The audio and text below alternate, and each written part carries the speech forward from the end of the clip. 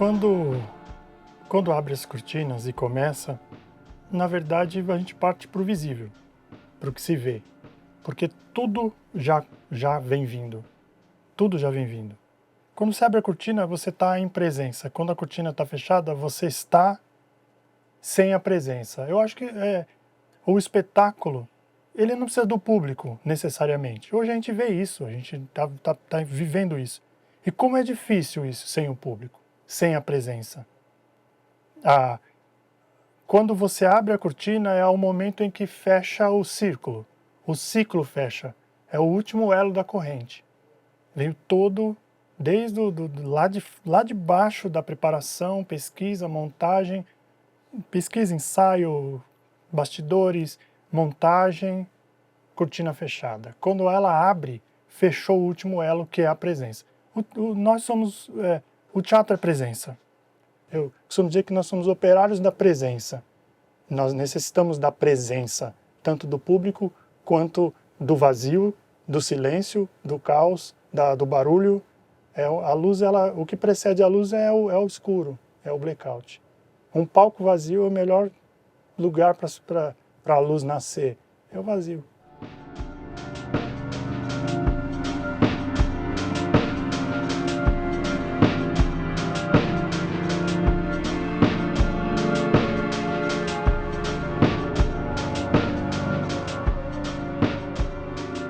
A relação que você tem com a luz é uma relação muito viva, muito visceral.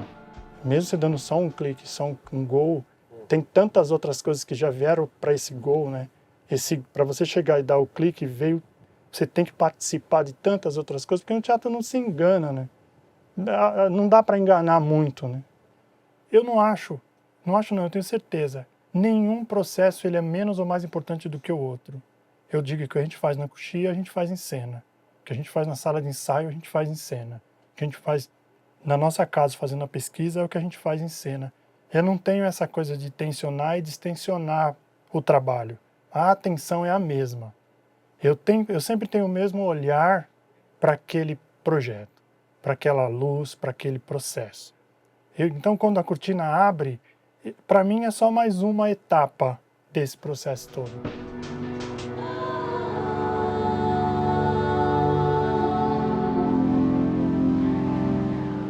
O teatro para mim é isso, assim, um caos da cenografia, da luz, do som, da direção, junta esse monte de caos dentro de uma caixa e esse caos vira arte.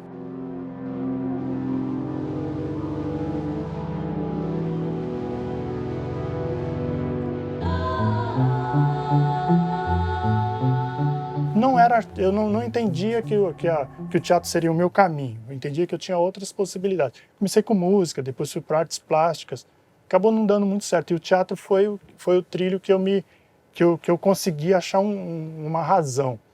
E era isso, eu fazia teatro amador, então eu comecei a fazer som, e foi dando um pouco certo, aí não tinha ninguém que fazia luz, eu tinha essa questão da técnica dentro de mim, mas acho que não estava ainda muito madura, eu não sabia o que fazer com aquilo. Eu via um monte de espetáculo que eu detestava, aqueles espetáculos...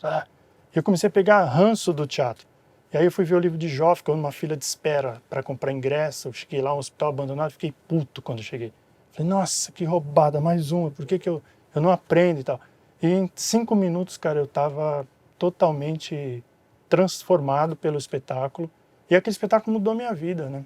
Eu fiz o livro de Jó durante um tempo e eu sempre chorava no mesmo ponto, que é quando o Jó está lá no centro cirúrgico e o Elifaz fala para ele, se você acha que Deus vai descer no céu numa carruagem de fogo, ele vive no sangue que corre em suas veias. Aí ele falou a frase que mudou minha vida, ele falou, Deus vomita os mornos, Jó.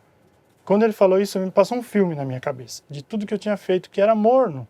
Eu nunca estava no teatro amador, não sabia, estava trabalhando e fazendo teatro quando dava, e aquilo me fez um bem e um mal tão grande. Eu fiquei transtornado, não sabia voltar para casa, fiquei em estado de choque mesmo. Falei, cara, é aí que eu preciso me manifestar. E por coincidência, 1 ano e meio depois, eu estava num workshop do Vertigem, que eu vi um anúncio no jornal que ia ter um workshop de iluminação, e era uma oficina para profissionais. E eu cheguei lá e falei, eu posso ficar de ouvinte? Eu me lembro da Miló me explicando que era uma lâmpada par. Eu não sabia o que era uma lâmpada par, cara. E o Vertigem me deu uma oportunidade incrível, porque a gente experimentava tudo. O livro de Jó, toda a iluminação o Guilherme desenvolveu com equipamentos cirúrgicos. Então, quando a gente chegou no Apocalipse, que era uma prisão, a gente tinha os equipamentos tradicionais, mas teve muita coisa que a gente foi pesquisar, enfim. Então, paralelo com o trabalho, teve toda essa pesquisa, que para mim foi incrível. Quando eu cheguei no Alpha, que eu peguei os elipsoidais da ETC, era um sonho para a gente, porque a gente sempre trabalhou dentro da precariedade. Então eu tenho essas duas escolas. Eu tenho uma escola muito precária do teatro amador e do teatro experimental de pesquisa, do teatro empírico e do teatro full HD, que é aqui o Alpha. Todas as tecnologias, moving lights mais modernos. Não que aqui tenha, mas a gente tem contato com isso. Então eu tenho essa esquizofrenia na minha formação técnica, que dá para militar em muitas áreas. Já fiz espetáculo meu, em cima de caminhão em pedreira, fiz na tribo dos índios Cadwells, já fiz um monte de coisa. Fui para a África, remendar palco lá para a gente poder fazer o espetáculo. Não tem essa coisa, se não tem a gente não faz, porque já fiz espetáculo que eu pedi elipsoidal e o elipso chegou sem faca. Aí eu falei, o elipso não tem faca. Aí o técnico falou, você não pediu faca. A gente foi num serralheiro fazer faca, enfim. Então, assim, minha formação é essa coisa estranha, assim, e é bacana isso. A gente às vezes tem um lampejo de tecnologia, de infraestrutura, mas a gente vem da precariedade. A precariedade, infelizmente, e não é bom que seja assim, mas a gente acabou aceitando a precariedade como norma dentro da nossa profissão. A gente tem que brigar muito para que isso mude, porque a gente mudou o patamar. Eu lembro quando eu comecei e vejo hoje, a gente deu um salto quântico de tecnologia, de mão de obra, enfim. A gente está nessa curva, acho que essa geração é uma geração... A minha geração eu considero a terceira geração de iluminadores. Eu acho que a gente é muito pouco, né? A gente tem pouco tempo de técnica, pouco tempo do fazer da luz, né? Que o cara não é nem eletricista, nem arquiteto, nem ator, ele é um iluminador. Isso é muito recente. Você pega o Jorginho de Carvalho e está lá vivo no Rio de Janeiro, você senta, toma um café com ele e ouve as histórias dele contando o que é ser o primeiro iluminador. O primeiro cara falou, não sou técnico, eu não sou eletricista, eu sou iluminador. Eu vejo um futuro muito interessante, que essa nova geração, eles são muito ligados a essa questão estética, da tecnologia, dos padrões, assim, porque já pegou um mercado, pegou um sistema mais bem estruturado. A gente ainda apagou muito fogo em cabo paralelo. Tomara que isso mude. A partir de 2000, eu comecei a trabalhar com dança. Até em função do trabalho que eu desenvolvo aqui no Teatro Alpha, eu entrei via Alpha, eu fui conhecendo companhias de dança e meu trabalho hoje, 90%, 80% do meu trabalho hoje é dança. E eu me achei aqui, estou aqui há 16 anos já.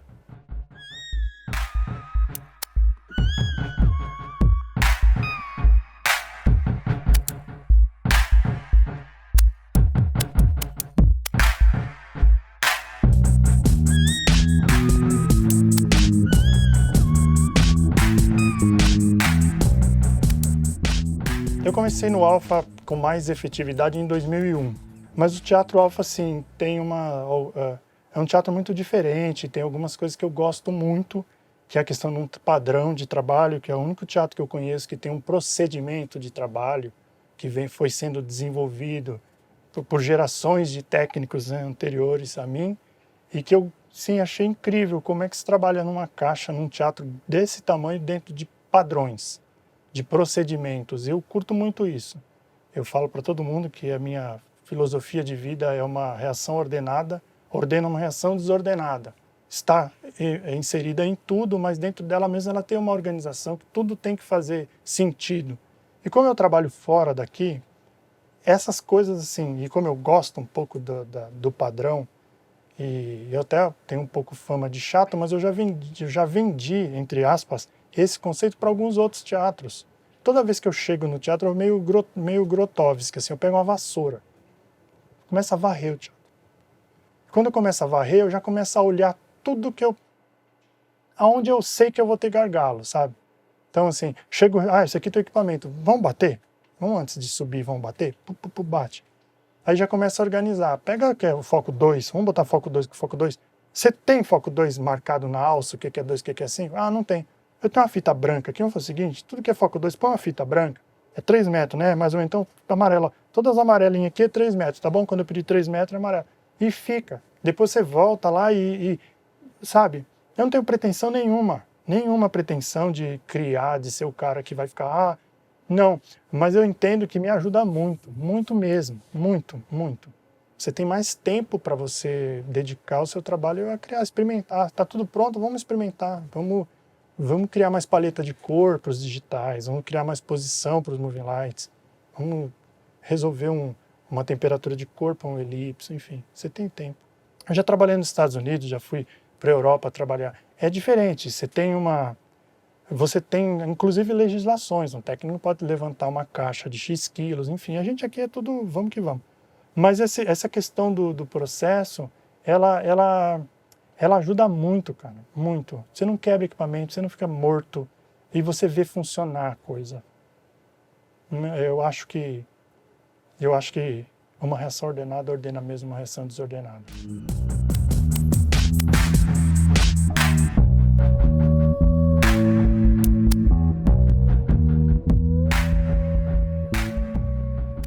Essas gelatinas, todas elas foram ficando para a gente aqui durante as montagens. A gente compra muito pouco gelatina, geralmente compra para as produções, para a temporada de dança e acaba ficando. E a gente acaba separando por corte e por cor. Então ficam as coloridas, numeração, o número Rosquili, a gente acaba botando numa ordem crescente, então não tem muito problema, e a gente separa por corte.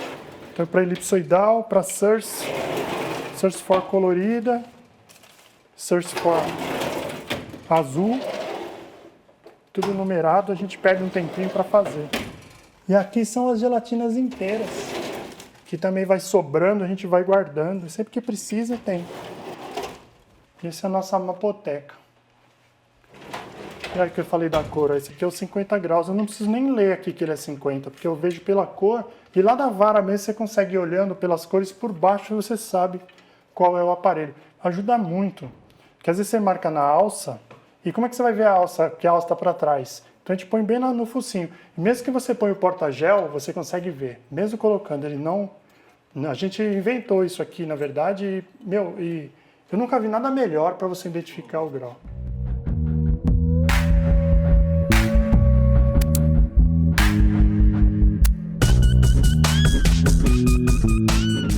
Quando a gente trabalha com o aparelho, algumas coisas assim a gente leva bastante em consideração. Por exemplo, está lá o refletor na vara. Então o tubo pode estar em qualquer posição, porque está afinado. O que a gente sempre faz é bater o tubo e deixar no tubo na posição recolhida. Porque o refletor é pesado, então se a gente deixa o tubo no meio do caminho, a força que o aparelho faz no parafuso acaba comendo toda a rosca do parafuso. Então a gente fecha aqui e deixa ele recolhido. Outra coisa também que a gente faz de cara é nunca transportar o refletor com a faca aberta, porque você pode bater, entortar, e uma vez torta, a gente não perdeu nenhum refletor até hoje, por causa de faca torta, enfim. Então a gente acabou de usar. Bate o tubo, fecha as facas, e o cabo, a gente enrola ele da esquerda para a direita, sentido horário, e põe aqui. E por último, o cabo de aço. Você te deixa o cabo de aço por baixo, quando você quiser tirar o cabo de aço, aí acaba enroscando. Posição de garra. A gente fala de parafuso com parafuso com parafuso. O tubo, ele pode ser colocado parafuso de qualquer lado. Só que se você estiver afinando, você precisa girar o tubo, que é esse parafuso aqui. Está aqui, mas o tubo do parafuso que mexe no foco está do outro lado, você tem que ficar com uma mão do lado e com a mão do outro. Então a gente convencionou que parafuso fica sempre do lado do parafuso. Então tem o parafuso da lâmpada, o parafuso do tubo, o parafuso do tubo. O parafuso do corpo e o parafuso do tubo. Tem mais coisas assim, né? Sempre fechar a aleta aqui do porta-gel.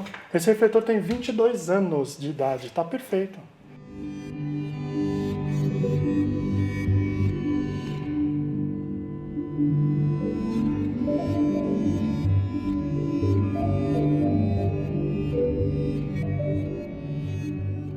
Eu sempre tiro alguma coisa, assim, eu nunca trabalho em vão. Eu falo que eu tenho o meu extra cotidiano. Sempre que eu sento na cabine ou que eu estou envolvido na montagem, na gravação, na operação, eu sempre tenho o meu extra cotidiano. O que eu posso aprender com isso, sabe? Eu gosto disso, uma coisa, eu sempre converso com os caras de fora, que têm uma outra visão, que eles têm uma formação mais acadêmica, uma formação até cultural melhor, mais erudita. E a dança tem muito isso, assim. O iluminador ele tem que ser não só intuitivo, mas ele tem que ter uma sensibilidade. Ele tem que ser um bailarino da luz, na verdade. Tem uma companhia de teatro, a Cloud Gate, eles têm mais de 240 anos de companhia. Então eles têm 240 anos de pesquisa, não só de luz, mas de cenografia, de movimento e tudo. Então quando vem uma proposta deles, tem tanta coisa, tanta história, tanto conhecimento e tanta pesquisa envolvida, que assim, é impossível você não se alimentar disso. É uma osmose, na verdade é uma simbiose, né? Não dá para deixar de ser técnico. A técnica, o palco, a montagem, para mim, é material de pesquisa, o tempo todo. Pesquiso o ângulo, pesquiso o posicionamento, pesquiso o filtro, temperatura, tudo montando. Assim, tudo percebendo. A arte do outro me interessa muito. O tempo todo eu me interesso pela obra de alguém, de alguma pessoa. Nós somos... A minha referência... o Jorginho falava, né, que o iluminador não pode olhar pela janela no ônibus, né? Não pode ler no ônibus. O iluminador não lê em ônibus, o iluminador olha pela janela. Que eu sempre estou buscando referências, assim. Quando eu conheço uma turma que veio um pouco da academia, que já não é técnica, pulou esse processo. E aí eu vejo muito apartamento em cena. É uma luz arquitetônica, que não é ruim. Não, absolutamente, ela tem a sua função. Mas eu não sei se ela tem uma função cênica, ela pode ter uma função prática. E pode ser que seu espetáculo precise de uma luz prática, mas ela não é cenográfica. Ela não é cênica, aliás, não cenográfica. Ela deixa de ser cênica para ser uma luz prática. Pode ser uma linguagem, mas fica um pouco... Eu tenho um pouco de problema assim com relação a show. Eu acompanho muito show e eu não vejo diferença em shows, assim. É uma coisa meio padrão que assim, padronizou essa luz de show. É uma coisa meio sempre os mesmos ângulos, agora os refletores aparentes atrás da banda, ou enfim.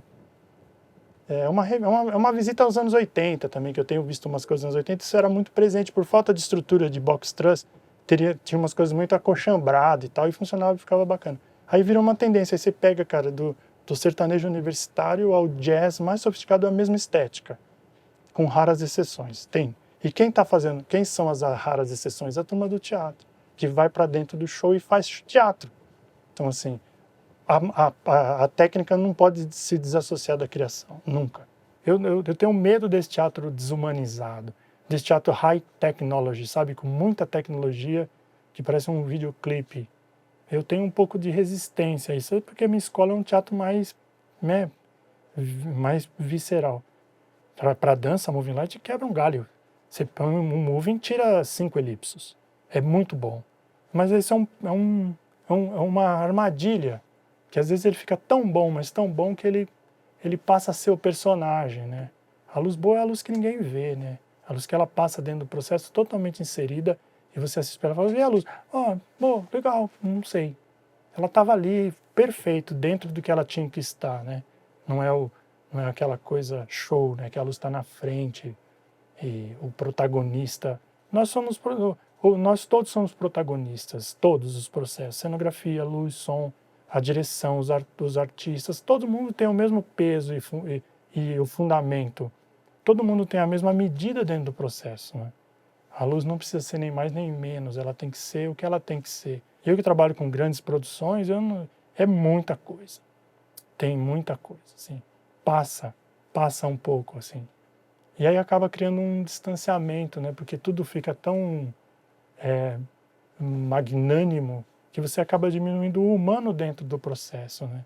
Você não sabe direito o que você tem que prestar atenção, você não traz a atenção para o ponto que é o humano, que é a presença, né? Que são os artistas, né?